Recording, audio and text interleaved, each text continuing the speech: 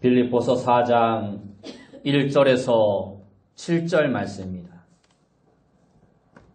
신약성경 322페이지, 신약성경 322페이지, 빌립보서 4장 1절에서 7절 말씀 제가 봉독해 드리겠습니다. 그러므로 나의 사랑하고 사모하는 형제들, 나의 기쁨이요 면류가 아닌 사랑하는 자들아, 이와 같이 주 안에 서라. 내가 유오디아를 권하고 순두개를 권하노니 주 안에서 같은 마음을 품어라. 또 참으로 나의 멍에를 같이한 내게 구하노니 복음에 나와 함께 힘쓰던 저 여인들을 돕고 또한 글레멘드와 그 외에 나의 동역자들을 도우라. 그 이름들이 생명책에 있느니라. 주 안에서 항상 기뻐하라. 내가 다시 말하노니 기뻐하라. 너희 관용을 모든 사람에게 알게 하라. 주께서 가까우시니라. 아무것도 염려하지 말고 다만 모든 일에 기도와 간구로 너희 구할 것을 감사함으로 하나님께 아뢰라. 그리하면 모든 지각에 뛰어난 하나님의 평강이 그리스도 예수 안에서 너희 마음과 생각을 지키시리라. 아멘. 우리 옆에 분들과 인사합시다. 만나서 반갑습니다. 다시 한번 인사합시다. 오늘도 큰 은혜 받읍시다. 오늘 우리가 읽은 말씀을 통해서 주 안에 서라, 주 안에 서라 라는 제목으로 함께 은혜 말씀 나누기 원합니다.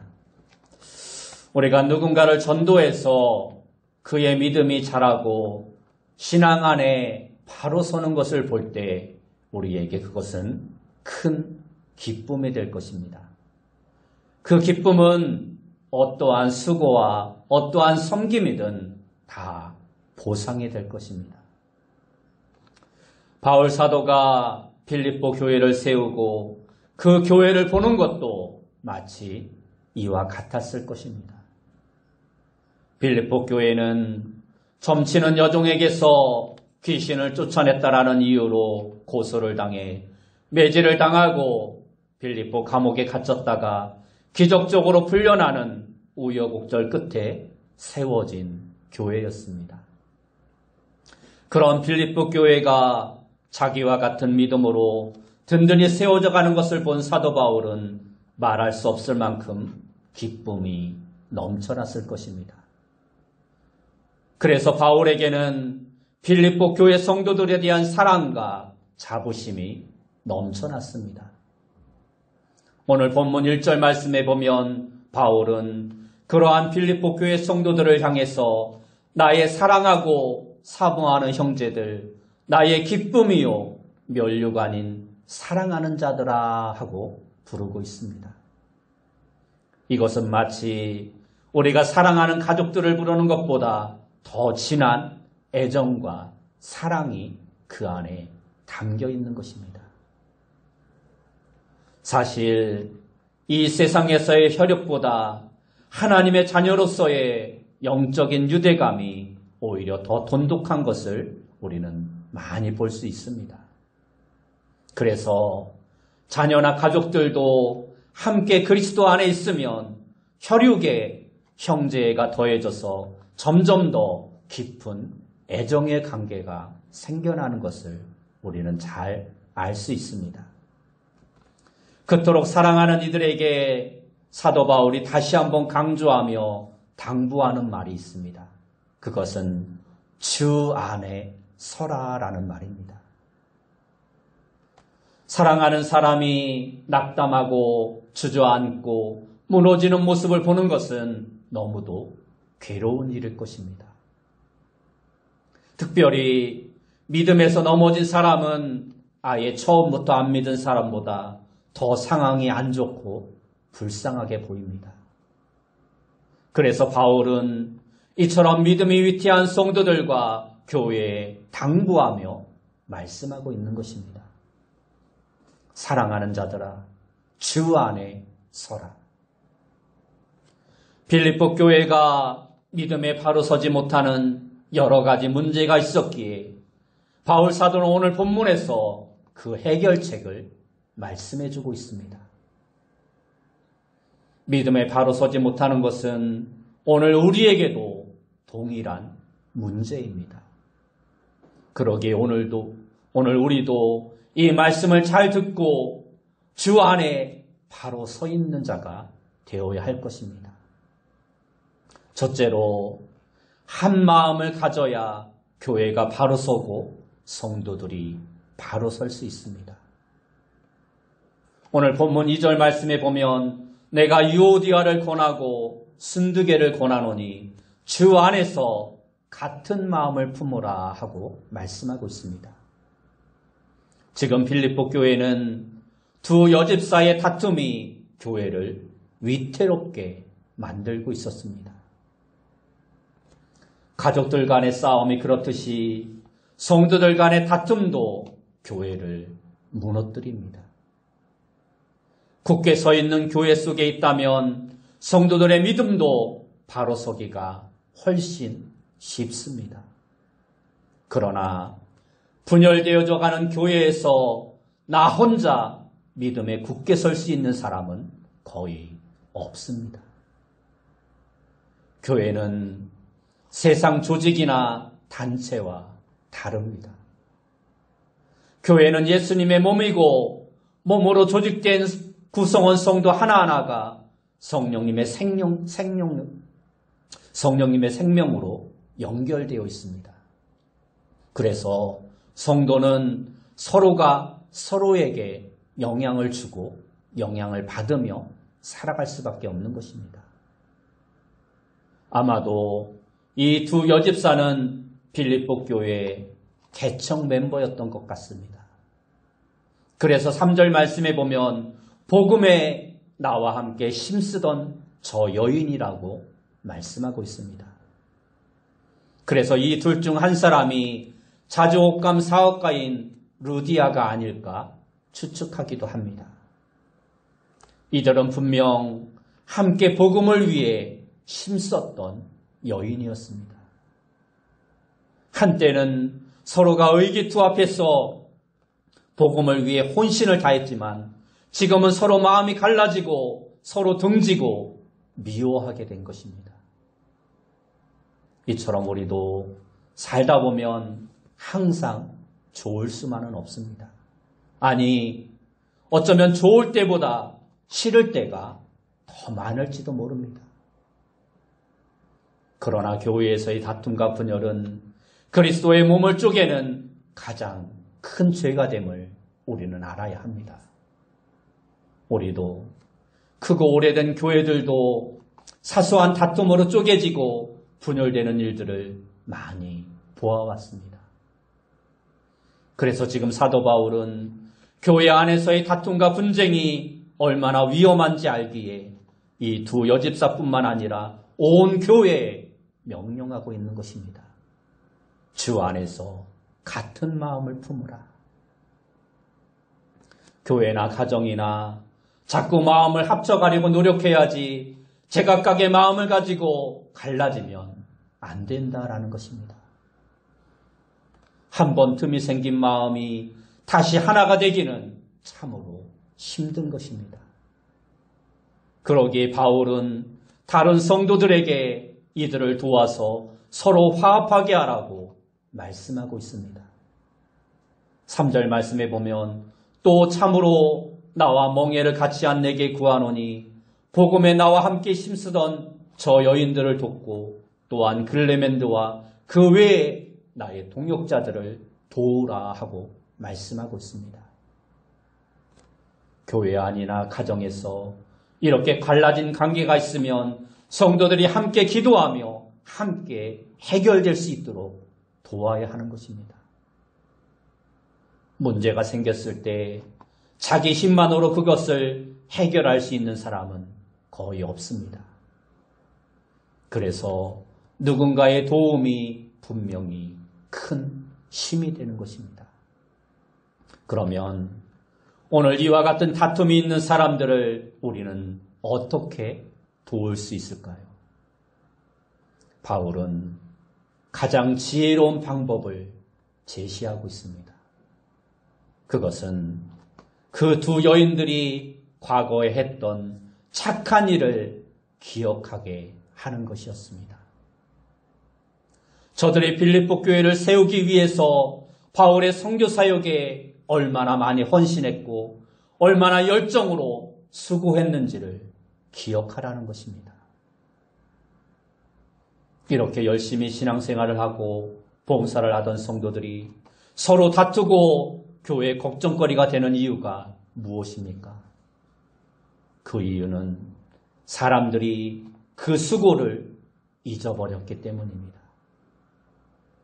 모든 시간과 물질을 쏟아부어서 교회를 섬기고 헌신하였는데 시간이 지나면서 사람들이 그러한 수고를 잊어버리고 그저 당연한 것으로 여기게 된 것입니다.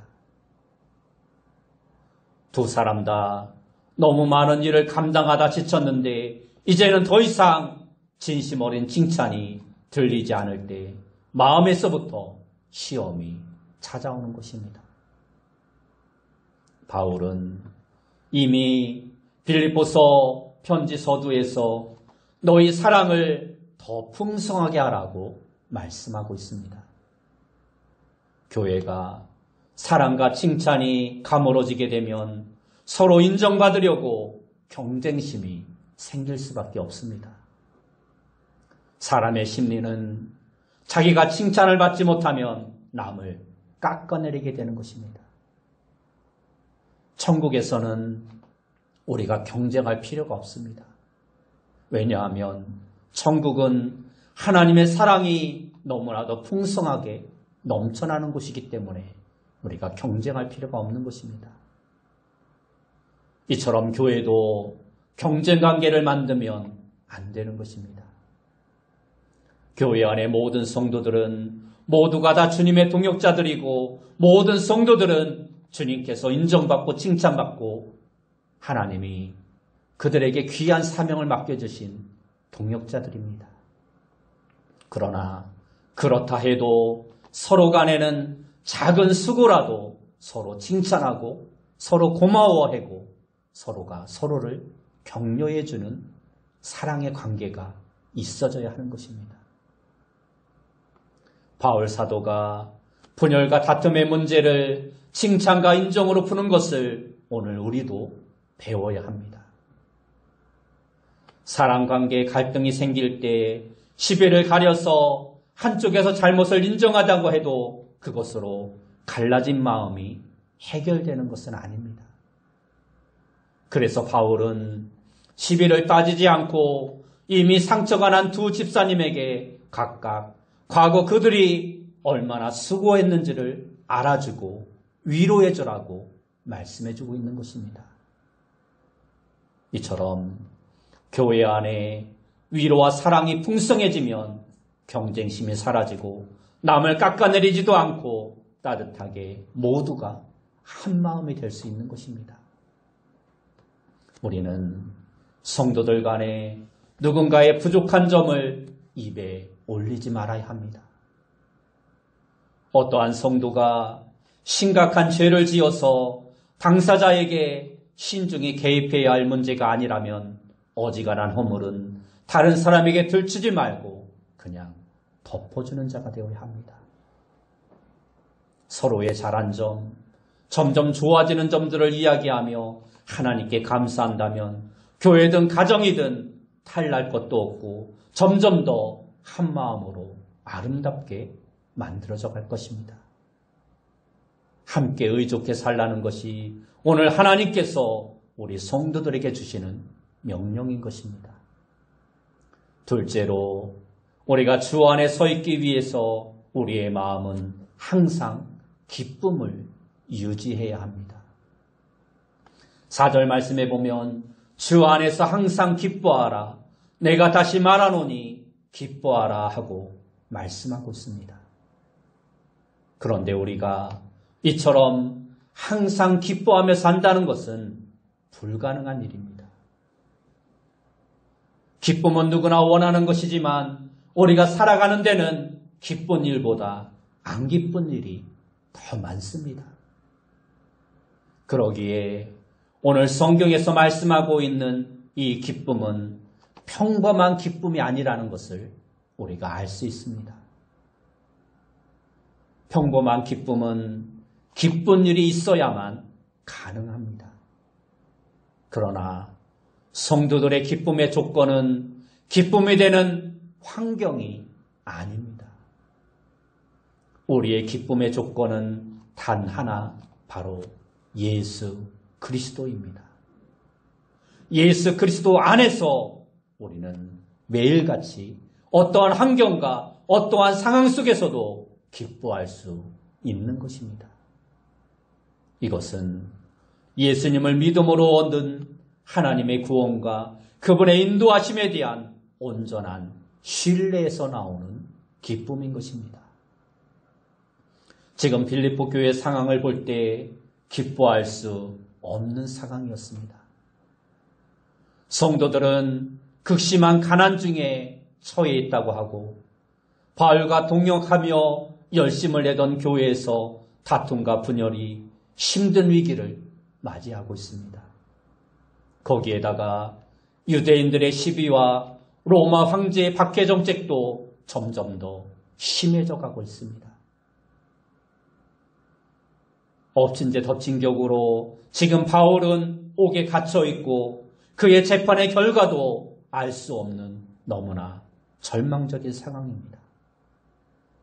그러나 그럼에도 불구하고 기뻐할 수 있는 것은 우리의 모든 삶이 선하신 하나님의 손 안에 있음을 믿기 때문입니다.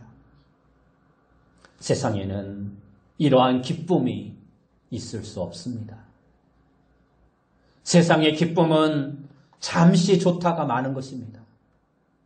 그래서 잠언 14장 13절 말씀에도 보면 웃을 때에도 마음에 슬픔이 있고 즐거움의 끝에도 근심이 있느니라 하고 말씀하고 있는 것입니다.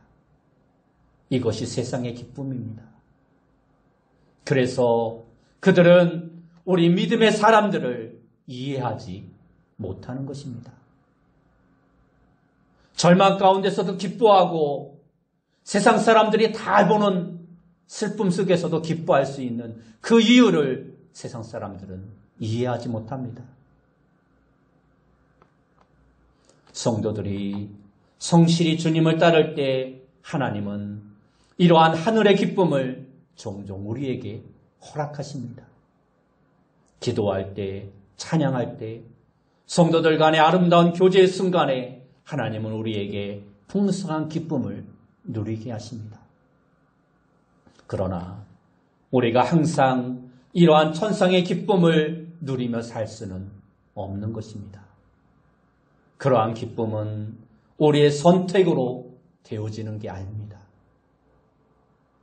주님께서 우리에게 기뻐하라고 하는 것은 매일 만나는 골치 아픈 문제들과 마음 상할 일들과 근심스러운 상황 앞에서 내 생각과 의지로 조절 가능한 기쁨이라는 감정을 우리가 선택하라는 것입니다. 예전에는 작은 문제에도 전전긍긍하며 근심에 빠져서 살 수밖에 없었습니다. 그러나 지금은 다릅니다. 이제 성령께서 주시는 힘은 걱정과 짜증 대신 감사와 기쁨을 우리가 선택할 수 있는 것입니다. 당장 처한 환경을 바꿀 수는 없지만 우리의 마음의 생각과 마음의 관점을 바꿀 수 있다라는 것입니다. 지금은 수렁에 빠진 듯하지만, 지금은 절망 가운데 있는 듯하지만 하나님께서 나를 그곳에서 끌어내셔서 단단한 땅에 세우시고 내게 축복을 주실 것이라는 것을 믿음으로 받아들이라는 것입니다. 이것은 명령입니다. 명령은 반드시 그렇게 해야 한다는 것이고, 그렇게 순종할 때 우리를 결박하고 우리를 해치려는 모든 문제들과 악의 공격에서 우리가 든든히 서일 수 있게 되는 것입니다. 마크 트웨인이라는 작가는 이런 말을 했습니다. 죄를 가진 인간의 내면의 본질적인 성선은 기쁨보다는 슬픔이 더 크다. 이 말은 슬픔과 우울이 타고난 본성이라 우리는 기쁜 감정보다는 오히려 우울하고 슬픈 감정에 처해 있을 때가 더 많다라는 것입니다. 이처럼 우리는 예수님 안에서 기쁨이라는 새 정서를 얻었지만 슬픔이라는 인간의 본성이 더 강하기 때문에 우리는 기쁨보다는 슬픔 가운데 살아갈 때가 더 많다라는 것입니다. 그러므로 이러한 슬픔이라는 본성에 맞서려면 계속해서 우리 안에 기쁨을 연습하고 훈련시켜야 한다는 것입니다. 그러기에 바울은 오늘 말씀에서 주 안에서 항상 기뻐하라고 명령하고 있는 것입니다. 세 번째로 사람들과의 관계에서 관대함이 우리를 바로 서게 해주는 것입니다. 사람과의 관계에 문제가 생기면 감정과 믿음에 큰 장애물이 되는 것입니다. 우리가 믿음에 바로 서 있으려면 사람과의 관계에 있어서도 문제가 없어야 하는 것입니다. 5절 말씀에 보면 너희 관용을 모든 사람에게 알게 하라. 주께서 가까우시니라 하고 말씀하고 있습니다. 관용이란 자신의 당연한 권리를 포기하고 남에게 너그럽게 대하는 것을 말씀하고 있는 것입니다. 우리가 주 안에서 든든히 서기 위해서는 반드시 이렇게 내 권리를 포기하면서까지 타인에게 너그럽게 대하는 자가 되어야 합니다. 이 모든 것은 내 이웃을 내 몸같이 사랑하라는 계명 안에 다 들어가 있는 것입니다. 우리가 주님의 말씀대로 하기 위해 나름대로 넓은 아량을 가지려고 합니다. 그런데 어떤 상황에 부딪혀 보면 내 마음이 옹졸하고 때로 너무 치사하기까지 하다는 것을 알게 될 때가 있습니다. 아무리 상대가 잘못해서 내가 정당방위로 맞대응했다 해도 성도들의 양심은 참는 게 더 나았다는 소리를 우리에게 들려줍니다. 그러나 우리도 감정을 가진 사람입니다. 아무리 너그럽게 대해도 계속해서 무리하게 굴고 우리를 괴롭히는 사람이 있을 때 끝까지 관대하기란 참으로 어려운 것입니다. 그러나 그러한 사람에게까지 넓은 아량을 가지라고 할 때 우리는 주께서 가까우시다는 말씀이 우리가 그렇게 할 수 있는 힘과 위로가 될 수 있음을 오늘 성경은 우리에게 말씀해 주고 있습니다. 여기서 가깝다라는 말은 곁에 가까이 있다라는 뜻과 시간적으로 매우 임박했다라는 두 가지 뜻을 가지고 있습니다. 바울이 오늘 본문에서 이 단어를 골라 쓴 것은 이 두 경우가 다 우리가 관용을 베풀어야 할 이유가 되기 때문입니다. 다시 말해서 예수님이 내 곁에 가까이 계시기 때문에 우리는 조금이라도 더 관대할 수 있어야 한다는 것입니다. 우리가 주님께서 내게 얼마나 관대하게 대하시는지를 알면 우리도 관대해질 수밖에 없는 것입니다. 또한 예수님께서 선악간의 모든 사람을 판단하실 그날이 가까이 있다라는 것을 우리는 알기에 우리는 나의 선을 악으로 대하는 저 사람을 내가 심판하지 않고 하나님께 맡기며 관대할 수 있는 것입니다. 하나님의 심판의 날이 가까이 있기에 우리는 관대하게 그 사람을 대할 수 있다는 것입니다.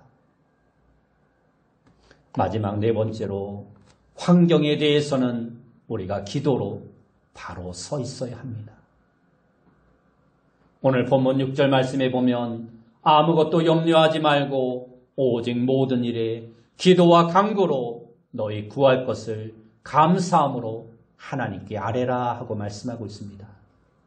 이 말씀은 염려할 일이 있으면 먼저 기도하라는 말씀입니다. 우리는 보통 한참 염려를 하다가 나중에 가서야 겨우 기도할 생각을 합니다. 그러나 성경은 먼저 우리에게 염려를 당장 멈추라고 말씀하고 있습니다. 우리가 어떠한 문제를 만났을 때 즉시 기도할수록 우리는 감정에 빠지지 않고 그 모든 상황을 해결하는 데 더 큰 유익을 얻을 수 있습니다. 그리고 우리가 큰 문제보다 작은 근심이 있을 때 이것을 훈련하는 것이 더 좋습니다. 우리는 보통 작은 염려, 작은 문제는 내 선에서 어떻게 해결할 수 있을 것 같기에 잘 기도하지 않고 그냥 보낼 때가 많습니다. 그러나 작은 염려라도 기도로 주님께 맡기면 더 빨리 염려에서 벗어날 수 있는 것입니다. 그리고 그렇게 작은 염려도 주님께 맡기는 그러한 훈련이 되면 큰 근심이나 염려에도 기도할 자신감이 생겨나게 되는 것입니다. 현대교회의 문제 중 하나가 바로 기도의 양이 점점 줄어드는 것이라 할 수 있습니다. 기도의 양이 줄어드는데 기도의 질이 더 좋아질 수는 없는 것입니다. 일정 시간의 기도의 시간을 갖는 가운데서 하나님과의 깊은 보좌 앞으로 나아가는 기도의 문이 열릴 수 있는 것입니다. 그리고 그렇게 기도의 문이 열린 사람은 어떠한 어려움과 어떠한 환경에 빠져도 그 모든 것을 이겨내고 승리할 수 있는 것입니다. 하나님께 기도하며 내 삶을 의논하지 않고 사는 것은 자기 마음대로 사는 것이지 하나님의 영광을 위해 사는 것이 아님을 우리는 알아야 합니다. 기도로 하나님께 간구하지 않고 사는 분들이 무엇을 위해 사는지를 분명히 자기 자신을 위해 살고 있음을 우리는 깨달아 알 수 있습니다. 우리가 모든 일에 기도해야 한다는 것은 하나님의 모든 공급이 우리가 하는 기도를 통해서 전달되기 때문입니다. 우리에게 항상 염려할 일이 생기게 하는 것은 사실 믿음의 측면에서 보면 아무 걱정할 것이 없는 것입니다. 왜냐하면 사실 염려를 통해서 우리가 하나님께 나아가는 것이지 우리에게 아무 염려할 일이 없다면 지금 기도의 절반도 우리는 안 하게 될 것입니다. 이처럼 하나님은 우리에게 때로 생활의 염려와 어려움을 주셔서 우리가 복된 하나님께 더욱더 기도하고 하나님께 나아갈 수 있도록 해주신다는 것입니다. 그러므로 때로는 염려와 근심과 걱정도 하나님이 우리에게 주시는 축복임을 우리는 알아야 합니다. 우리가 기도할 때 하나님은 우리의 기도에 반드시 응답해 주시는 분이십니다. 가장 먼저 주시는 응답이 오늘 본문 7절 말씀에 나와 있습니다. 7절 말씀에 보면 그리하면 모든 지각에 뛰어난 하나님의 평강이 그리스도 예수 안에서 너희 마음과 생각을 지키시리라 말씀하고 있습니다. 염려되는 사건을 해결해가는 데는 당연히 많은 시간과 절차가 필요하겠지만 그 전에 하나님께서 먼저 우리의 마음의 감정을 치유해 주신다는 것입니다. 하나님의 평강이 파수꾼처럼 우리를 온전히 지켜주신다는 것입니다. 당장 문제가 해결되지 않더라도 그것으로 인하여 염려하고 근심하지 않는 하나님의 평강이 우리에게 주어진다는 것입니다. 다만 기도에도 염려가 가시지 않는 경우가 있습니다. 그것은 하나님의 응답이 내가 원하는 것과 다를까 봐서 그러는 것입니다. 내가 원하는 결과대로 되길 고집하는 마음이 있기 때문에 기도하고도 하나님의 방식대로 이루어질까봐 근심하는 것입니다. 하나님께 기도한다는 것은 나보다 더 지혜로우신 하나님께 가장 좋은 응답을 주실 것이라는 믿음이 우리의 기도의 근거가 되어야 합니다. 우리는 당장 내일 일도 모르지만 하나님은 모든 시작과 끝을 한눈에 보고 다 아시는 분이십니다. 그러므로 하나님을 믿고 평강 중에 주님의 뜻을 따르는 자가 되어야 합니다. 내 뜻대로 되어지는 기도가 아니라 하나님의 뜻대로 되어지는 기도에 순종하는 자가 되어야 합니다. 그러할 때 하나님은 우리의 마음에 평안을 허락해 주시는 것입니다.